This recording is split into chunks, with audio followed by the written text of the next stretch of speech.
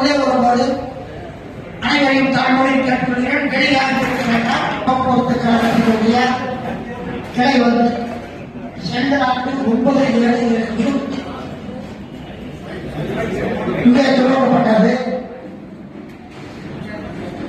அதிலிருந்து அந்த கிளை வந்து அந்த 24ஆம் ஆண்டுடைய 5 கிளைகள் போடப்பட்டுள்ளது. 2 வருடங்களில் 2 கூட்டங்கள் போடப்பட்டுள்ளது.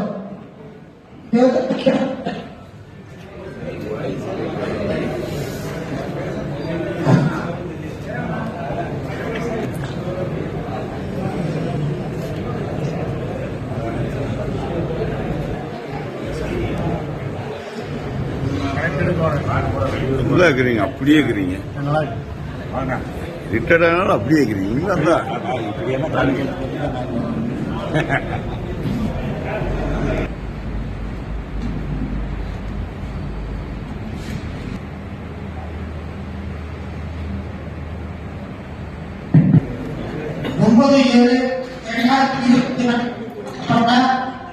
அமைப்பு இன்று உறுதி பெற்று ஏறக்குறைய உறுப்பினர்களுடைய சந்தாக்கள் சேர்க்கப்பட்டுள்ளது.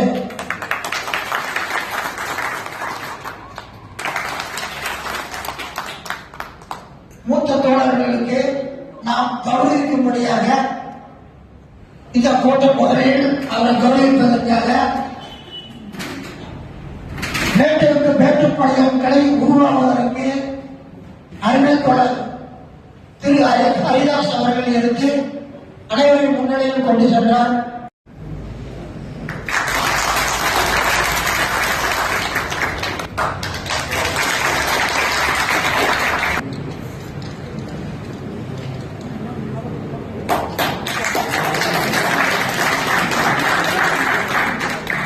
அடுத்து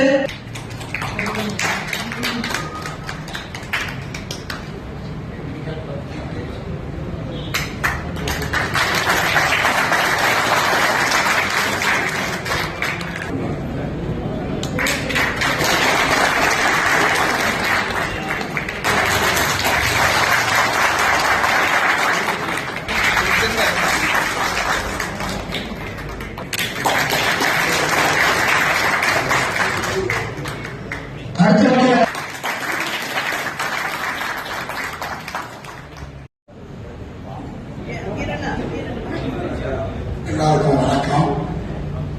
ஓய்வு பெற்றதான நலச்சங்கத்தில் ஒன்று கூடி இந்த நாட்டில் கூடி இது எதற்காக கூட்டப்பட்டிருக்கிறது, என்ன காரணம் அப்படிங்கிற விளக்கமாய் சொல்வதற்காக நம்ம தலைவர்களாக வந்திருக்காங்க.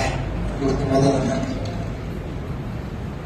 தன்னுடைய கருத்துக்களுக்கு பாராளுமடி இந்த போட்டி அந்த போட்டி அந்த போட்டி ஏறி பல கோட்டைகளுக்கு அந்த நாள் போய் நின்று இந்த தொழிலாளர்லாம் இவ்வளவு கஷ்டப்படுறாங்க, இவருக்கு ஒரு நன்மை செய்யணும்னு சொல்லி தன்னையே மறந்து போய்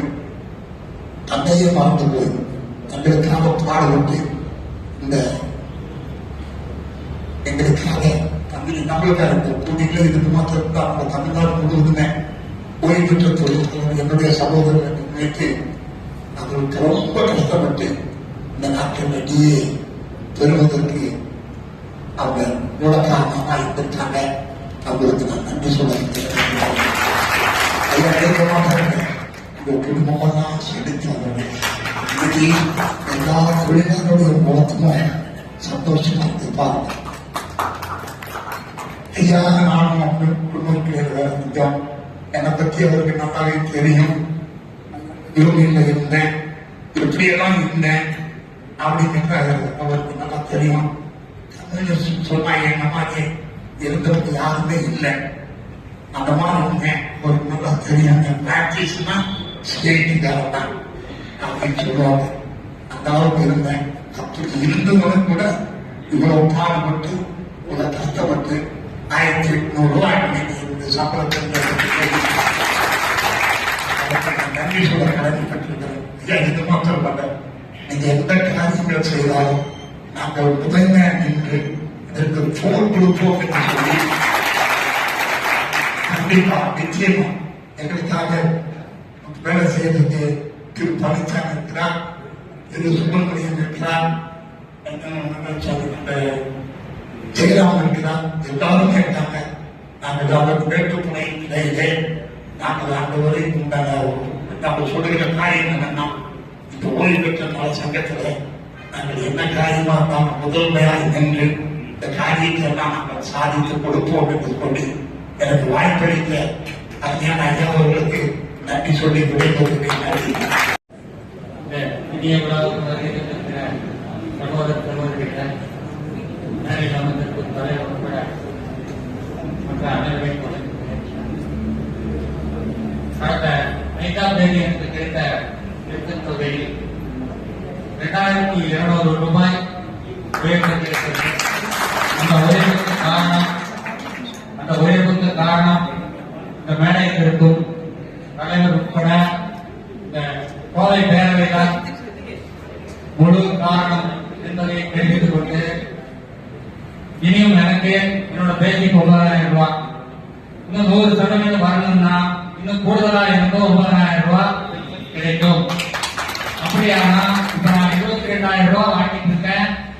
இன்னும் 90,000 ரூபாய் சேர்ந்ததுன்னா 30,000 ரூபாய் கண்டிப்பாக கிடைக்கும். அநேகமாக இன்னும் 2 மாதத்தை மீண்டும் இதே இடத்தில் எல்லோரும் கூடுவோம். இந்த 30,000 ரூபாய் பென்ஷனோடு உங்களை எல்லோரையும் சந்திக்கிறேன் என்று கூறி இத்துடன் விடைபெறுகிறேன். நன்றி. இந்த கூட்டத்தை இவ்வளவு சிறப்பாக ஏற்பாடு செய்த நமது மேட்டுப்பாளையத்தினுடைய சங்க உறுப்பினர் அனைவருக்கும் உங்கள் சார்பாக முதலில் நன்றியை தெரிவித்துக் கொள்கிறேன். நமது டிஏ உயர்வு எப்படி, டிஏ வந்த வழிகள் எப்படி என்பதை பற்றியெல்லாம் மிக அழகாக விளக்கி சொல்வதற்காக நமது பழைய கிளை மேலாளர் அவர்களும் நமது டிஎம் அவர்களும், டிஎம் உங்களுக்கு எல்லாம் தெரியும், பேரவையினுடைய பொதுச் செயலாளர் அவர்கள் மற்றும் அவர் பொருளாளர் அவர்கள் தான் வந்திருக்கிறார்கள். பல சங்கங்கள் உங்களை எல்லாம் பிரைட்னஸ் பண்ணிட்டு இருக்குது. அதாவது தமிழ்நாடு அரசு போக்குவரத்துக்காக சட்ட போராட்ட குழு அப்படிங்கிறவங்க அனுப்பிச்சிருக்காங்க. அதாவது 24ஆம் தேதி நடந்த உயர்நீதிமன்றம், மதுரை கிளையில் நடந்த உயர்நீதிமன்றத்தினுடைய தீர்ப்பை நீங்க ஏன் இன்னும் அமல்படுத்தல அப்படிங்கறத சொல்லி ஒரு 9 எம்பி மேல அவங்க கேஸ் ஃபைல் பண்ணிருக்காங்க. வேற எந்த சலுகையால் பார்த்தீங்கன்னா தலைமையகத்திலிருந்து எம்பி கொடுப்பாரா, கிளை மேலாளர் கொடுப்பாரா? சொல்லுங்க, நீங்க சொல்லுங்க. எம்பி தான் கொடுப்பாரு. இந்த பணம் வரல அப்படின்னா எம்பி அரெஸ்ட் பண்ணி என்ன பண்ணுவீங்க? எம்பி மேல ஃபைல் பண்ணி என்ன பண்ணுவீங்க? ஞாயிற்றுக்கிழமை நாள் கொஞ்சம் இருந்து ஓய்வு எடுக்கலாம், அப்புறம் நீ அடுத்த வாரத்துக்கு உழைக்கிறதுக்காக நம்ம கொஞ்சம் தயார் பண்ணிக்கலாம் இருக்கக்கூடிய இந்த நேரத்தில் மேட்டுப்பாளையம் கிளையில் இருக்கக்கூடிய பொறுப்பாளர்கள் ஒன்று கூடி இல்ல இன்னைக்கு இந்த கூட்டத்தை இங்க நடத்தித்தான் தீர்வணும், அதில் இங்க எல்லாரும் கலந்துக்கணும். அந்த கூட்டத்தில் இந்த டிஏ உயர்வு சம்பந்தமான இன்றைய நடவடிக்கைகள் நிலவரங்கள் என்ன என்பதை இந்த பேரவையினுடைய பொறுப்பாளர்கள் இங்க இதை விளக்கி சொல்லி அடுத்த கட்டத்துக்கு இதை நடத்த வேண்டிய சூழ்நிலை இருப்பதால் இந்த கூட்டத்தை இங்க இன்னைக்கு நடத்துறதுன்னு முடிவெடுத்து இன்னைக்கு அறிவிப்பு கொடுத்து நாம் இங்க எல்லாருமே இங்க கூடியிருக்கிறோம். உறுப்பினர் சேர்க்கைக்கான இந்த கூட்டங்களை எல்லாத்தையுமே இங்க இந்த மண்டபத்தில் தான் இன்னைக்கு நடத்தினோம்.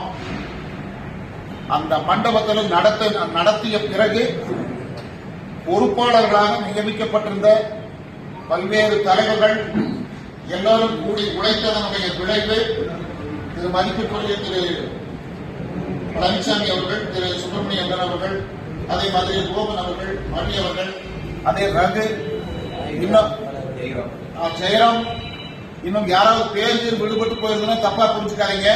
பேர் விடுபட்டுருக்கலாம், ஏதாவது தெரியாம இருந்துக்கலாம். எல்லாரும் சேர்ந்து உழைத்து இன்னைக்கு மேட்டுப்பாளையத்துல இந்த டிஏ உயர்வு சம்பந்தமாக எடுக்கப்பட்ட வழக்குகளுக்காக, கூட்டங்களுக்காக மிகச்சிறந்த முறையில் அதுல பலரும் சேர்ந்து காடு மேடு பள்ளம் படுக வீடு வீடா போய் ஒவ்வொருத்தரையும் தட்டி தட்டி எழுப்பி அவங்க கேட்ட கேள்விகளுக்கு எல்லாத்துக்கும் பதில் சொல்லி அதன் பிறகு அவர்களை உறுப்பினராக்கி அவர்கள்கிட்ட இருந்து இந்த வழக்கு நிதிக்காக பெறப்பட்ட தொகை எல்லாத்தையும் சற்று ஏறக்குறைய 1 லட்சம் ரூபாய்க்கு மேல அந்த வழக்கு நிதிக்காக இந்த பகுதியிலிருந்து அது கொடுக்கப்பட்டு அதற்கான நோக்கத்திற்காக அது செலவழிக்கப்பட்டுள்ளது. அதே மாதிரி இறுக்கி பிடிச்சு உட்கார்ந்திருந்த இந்த அரசை சற்று ஏறக்குறைய 12 வழக்குகளை நடத்தி முடித்து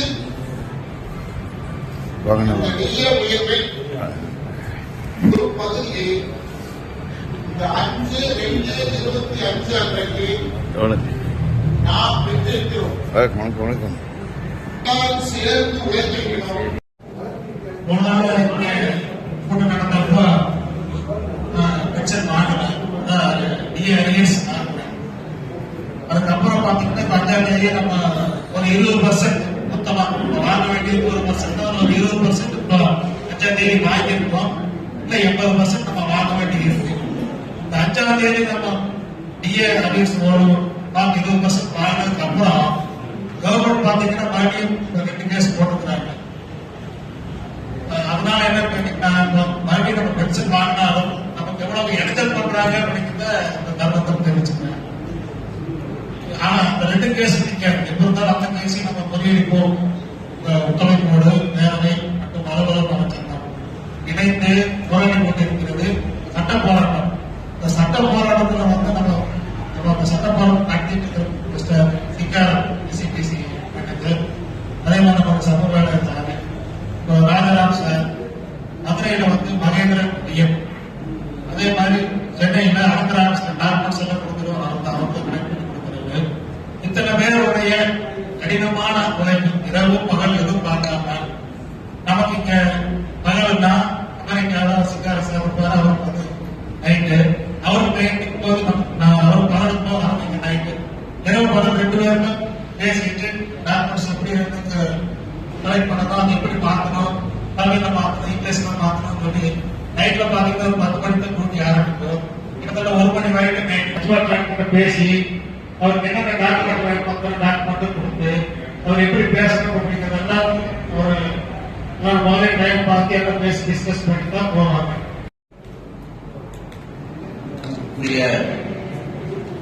சகோதர சகோதரிகளே, உங்கள் அனைவருக்கும் நன்றியை தெரிவித்துக் கொள்கிறேன்.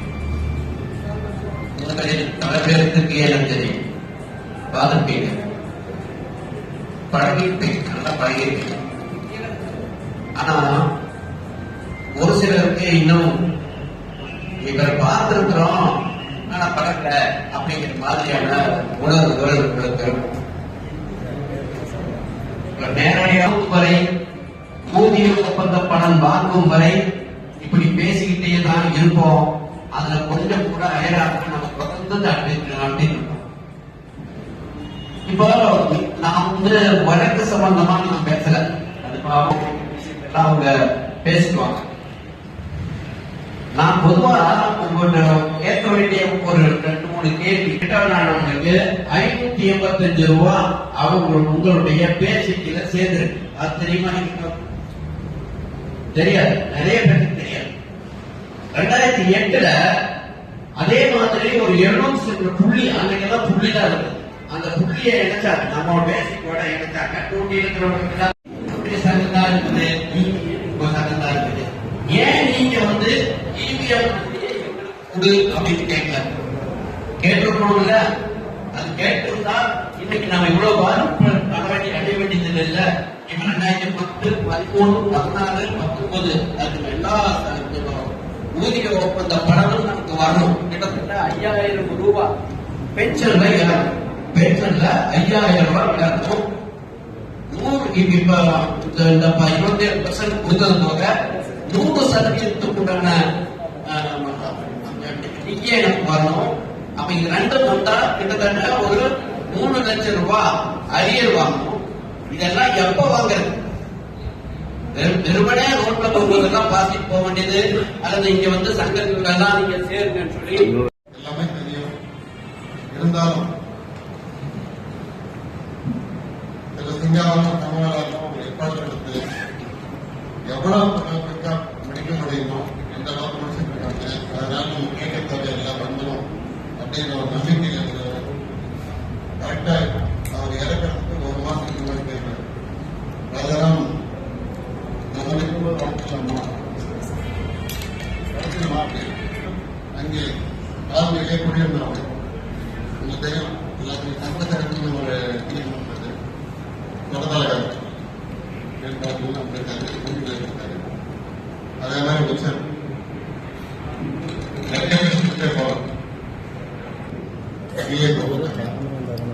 இப்ப மாநில டிஏ வந்து அவங்களுக்கு கொடுக்கப்பட்ட காணிக்கை நமக்கு கொடுக்க வேண்டிய 80% இன்னும் வர வேண்டியது நம்மளுக்கு. நம்ம இன்னும் நம்ம டிஏ வாங்கல, இறந்து போனவங்க டிஏ தான் வாங்கியிருக்கணும். இதுதான் உண்மை. நிச்சயமா நம்ம டிஏ தான் போறோம். அந்த 70% வாங்க போறோம். அதுக்கு பல போராட்டங்கள்லாம் இருக்கு. ஏன்னா இந்த அரசாங்கம் வந்து அவ்வளவு சீக்கிரம் வந்து கொடுக்கணும், சீக்கிரம் கொடுத்தலாம் ஒரு நல்ல ஒரு நோக்கத்தோட இவ்வளவு தூரம் போயிட்டாங்க.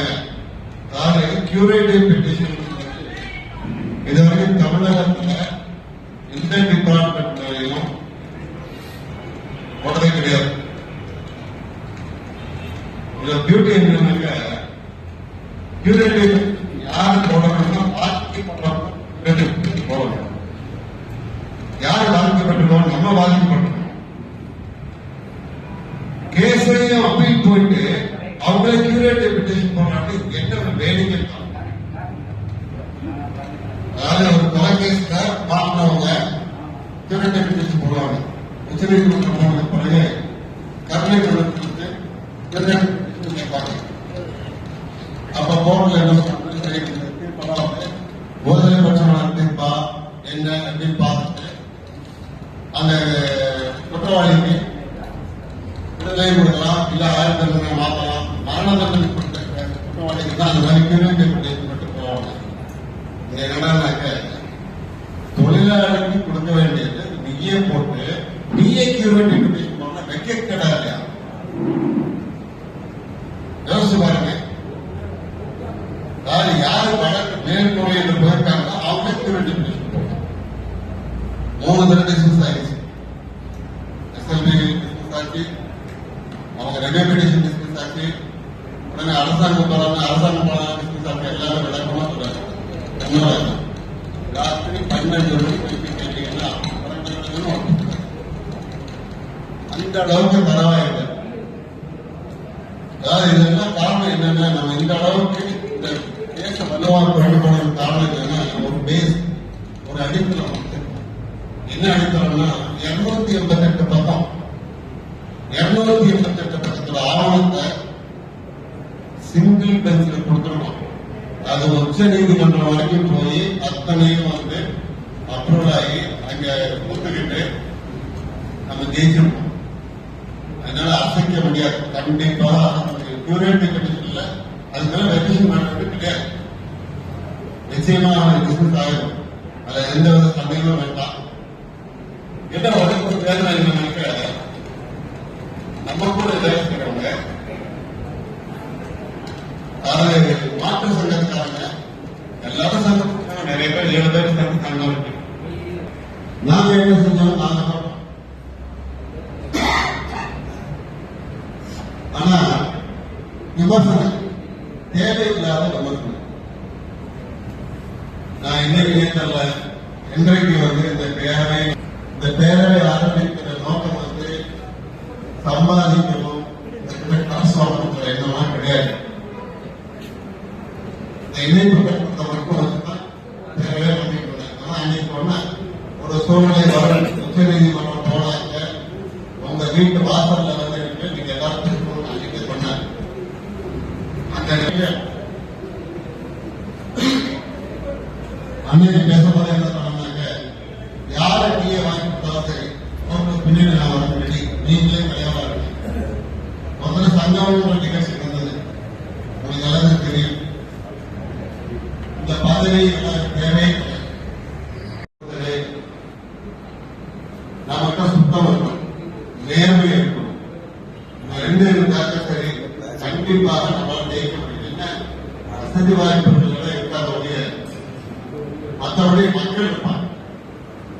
இன்றைக்கு வந்து மக்கள் வராங்கன்னா காரணம் என்னன்னாக்க எங்ககிட்ட வேலை செஞ்ச 50 பேருக்கு தெரியும்.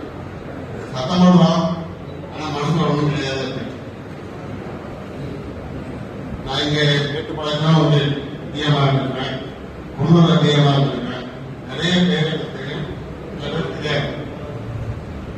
ஆனா என்னுடைய அனுபவம் என்னன்றது நீங்க எல்லாருக்கும் ஓரளவுக்கு புரிஞ்சிருப்பீங்க. இந்த பேரவை வந்து இந்த அளவுக்கு காரணம் இல்லை அப்படின்னாக்க கன்னியாகுமரியிலிருந்து சென்னை வரைக்கும் ஒவ்வொரு இடத்துக்கும் போய் பேசும்போது பேரவைக்கு நான் நிதி கேட்கவே கிடையாது. இடைப்பட்டு எவ்வளவு தெரியுங்களா? அது 1000 ரூபாய் தான் இடைப்பட்டு சங்கத்துக்கு. ஒரு உறுப்பினர் சங்கம் வந்து 10 ரூபாய் வருஷத்துக்கு. ஒரு சங்கத்தில் 100 பேர் இருந்தாங்கன்னா ஒரு வருஷத்துக்கு 1000 ரூபாய் கொடுத்தோம். இதுதான் நான் பேரவை கேட்கிறேன். இன்றைக்கு சூழ்நிலை வேற மாதிரி ஆயிடுச்சு. 80 லட்சம் ரூபாய் செலவு பண்ணி சுப்ரீம் கோர்ட் வரைக்கும் போராட்டம் பண்ணாக்க ஒரு ஒருத்தர் மட்டும் வாங்க முடியாது. 40,000 41 பேர் போட்ட கேஸ், ஒவ்வொரு இண்டிவிஜுவலும் 40,000. அதே மாதிரி எந்த பணத்துமே கிடைக்காம நாம 2000 வந்து அந்த செக் கொடுக்க மாட்டேங்குது. அவங்களால தாக்க முடியாது. என்னடா இப்படி போயிட்டு இருக்கு?